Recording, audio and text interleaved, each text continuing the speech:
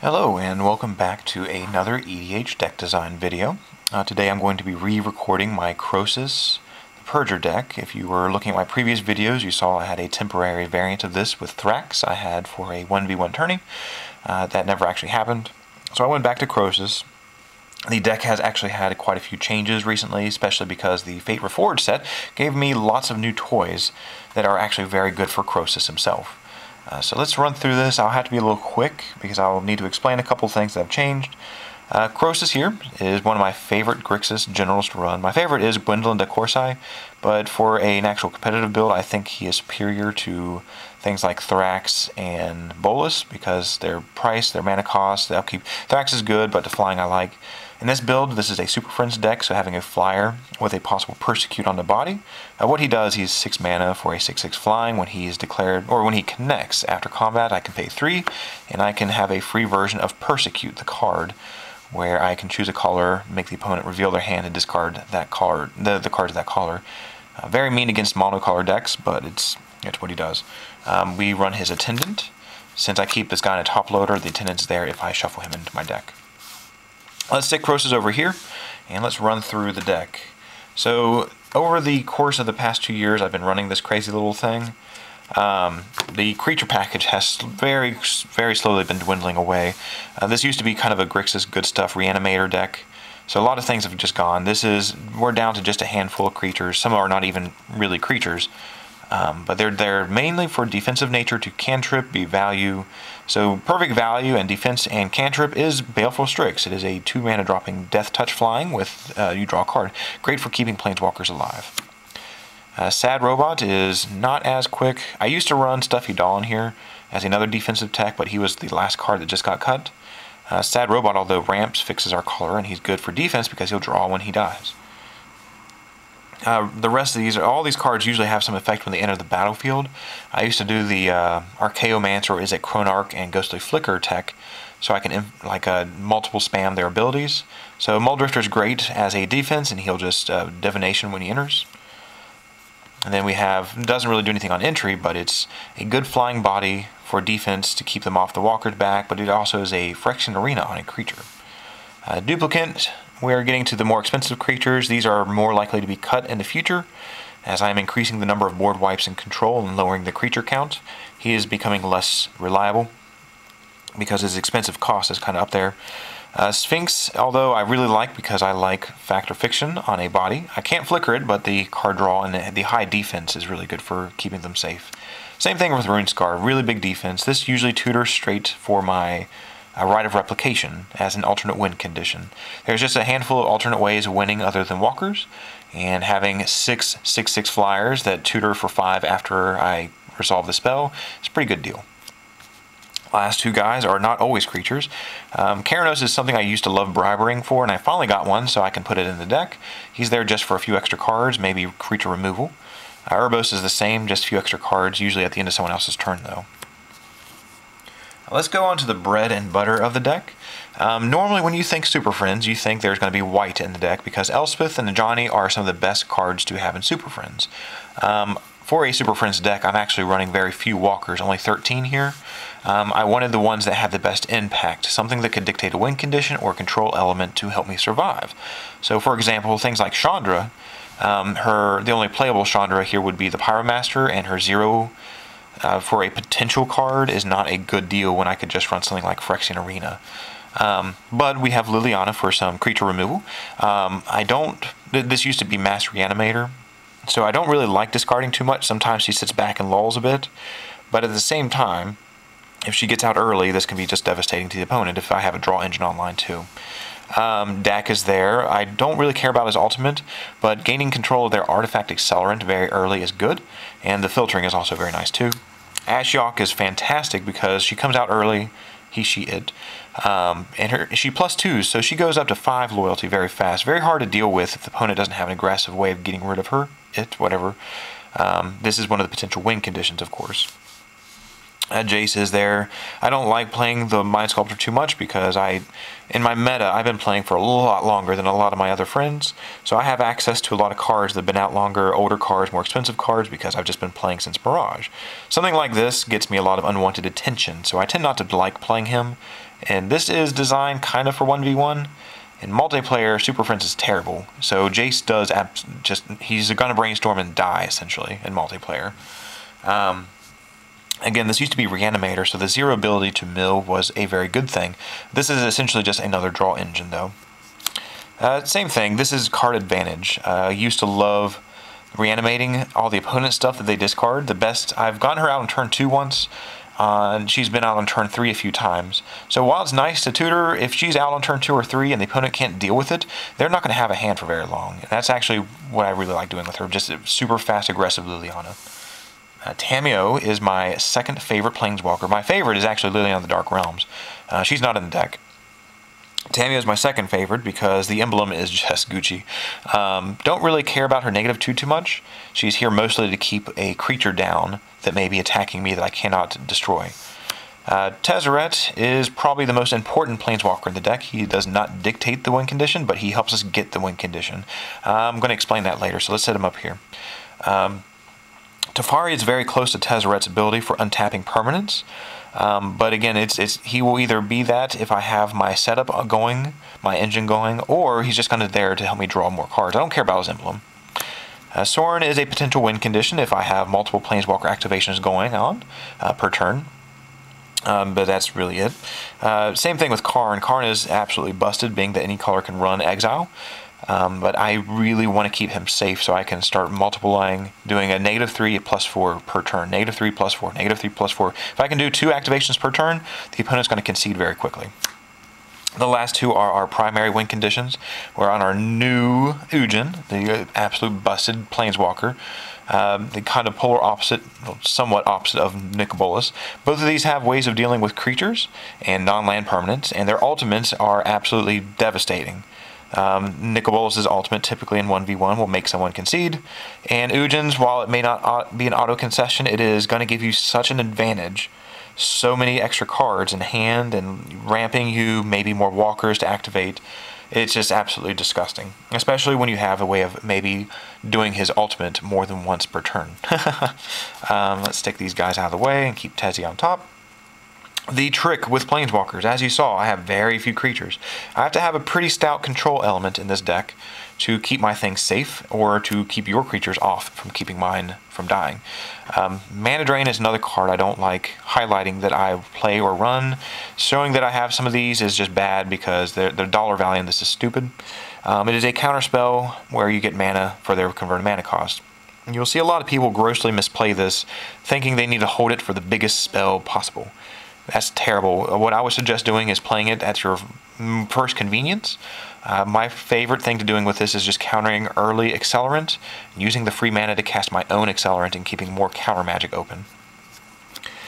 Dissipate should probably be like a Pact of Negation or maybe just a normal counterspell. I just like exiling things. These two are for generals. Rewind is a pseudo-free counterspell where I can untap and do more. And Mindbreak Trap is not really a counterspell. It exiles a spell. It gets around cannot be countered effects. It may be a free spell as well. This is really good at stopping Storm and combo. This is actually just one of my favorite spells. It's a little expensive. You don't see a lot of people running it because of the mana cost, but I like this card. Then, of course, there's the command for obvious reasons. So we only have, what was that, 7 counterspells? That's really not a lot for blue. Most of these are more based around board wiping and getting rid of creatures. Evacuation does that.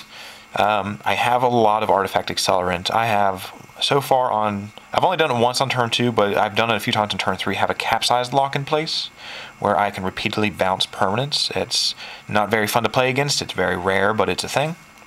Cyclonic Rift some people consider to be a board wipe as well. And the rest of these are just ways of killing creatures. We have these in mana order, so we have a 3rd turn, or 3 mana costing board wipe, a 4 mana costing board wipe, a 5 mana costing board wipe. Again, this is a new one. We get to play something with dragon theme. This is going to board wipe all non-dragons typically to keep Crosis alive. And I love that artwork on this card. We have a 6 mana costing board wipe. You need to be careful with the second effect there. Sometimes you want to fail to find because putting creatures in someone's graveyard may just be giving them access to that creature. We have a 7 mana costing board wipe that returns a card, like reanimates it. And we have 2 8 mana costing board wipes. Since I don't have a lot of creatures, these tend to be the same thing. It just destroys all creatures or all creatures that player controls, and I draw cards. Garruk's Wake could be in here as well. I really do want to increase the number of wipes. It's just the wipes I could be adding are just so expensive to cast. They need to have more cost-efficient board wipes. Something like a Black Sun Zenith may make its way in the deck eventually. I just don't know yet. Let's go on to the last few spells. One card I do really want to get, I just can't find anyone to trade me one, is an Ancestral Vision, the Suspend Ancestral Recall. But for now I'm running these 2 fact variants, Fact or Fiction or Steam Augury. They are instant speed. They help me rip 5 cards off the top of my deck.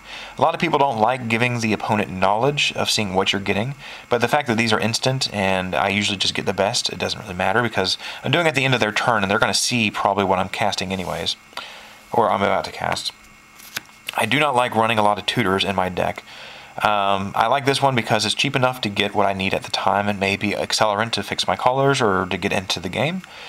I'm being a bit of a hypocrite because I do have a few combo decks and combo relies on tutors. I don't really like playing those. I like playing this deck. In a singleton format, something like this EDH deck here, seeing the same thing over and over again is boring. So I like variants.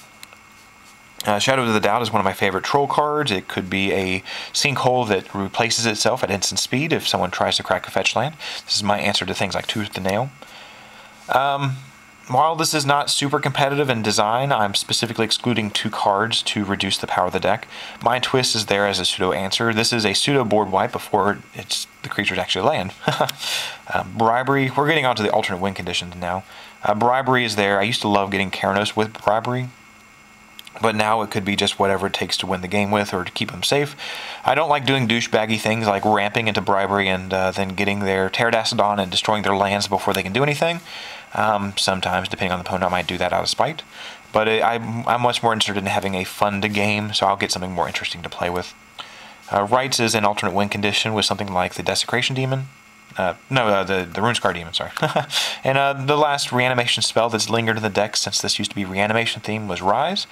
I don't have a lot of creatures, but I plan on blowing your creatures up a lot, so this is really good at just possibly getting a board presence back. There is currently only 1 enchantment in the deck, that is Phyrexian Arena. I took a lot out. There's no longer the... there used to be the Ley Line of Anticipation. Since I am playing 13 Planeswalkers, it doesn't make a lot of sense to flash them out at the end of your turn, other than just trying to keep them safe. I'd rather board wipe anyways. We have 9 Artifact Accelerants in this deck. I'm still running the Crypt. This is the last of the 3 cards that should probably not be in the deck for my meta because the price is kind of not something I like showcasing. Then we have Soul Ring and Wayfarer's Bauble. I always suggest Wayfarer's Bauble if you're playing non-green, because it is ramp. It puts a land straight into play. In multicolor, it fixes your colors. This is an important card. I love my diamonds, and I love my signets.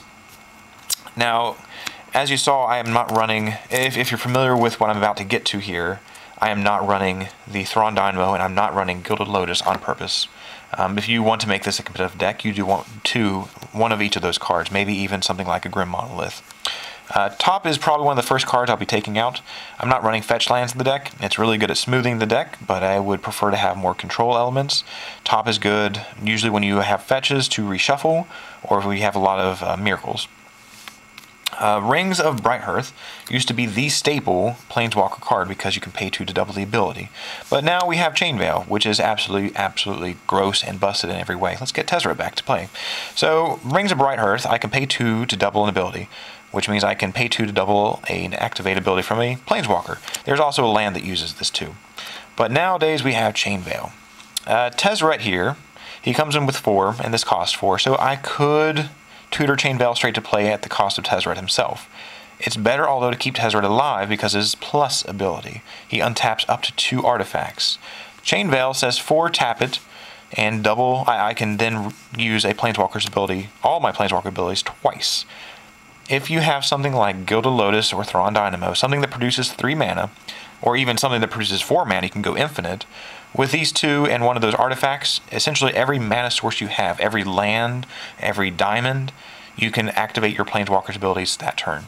So, essentially equating 1 mana to activate all these Planeswalker's abilities once a turn, you usually have an immediate concession, because just one of these out, like, you are having such a massive swing of plussing them, exiling things, getting their ultimates, possibly doing their ultimates multiple times with rings.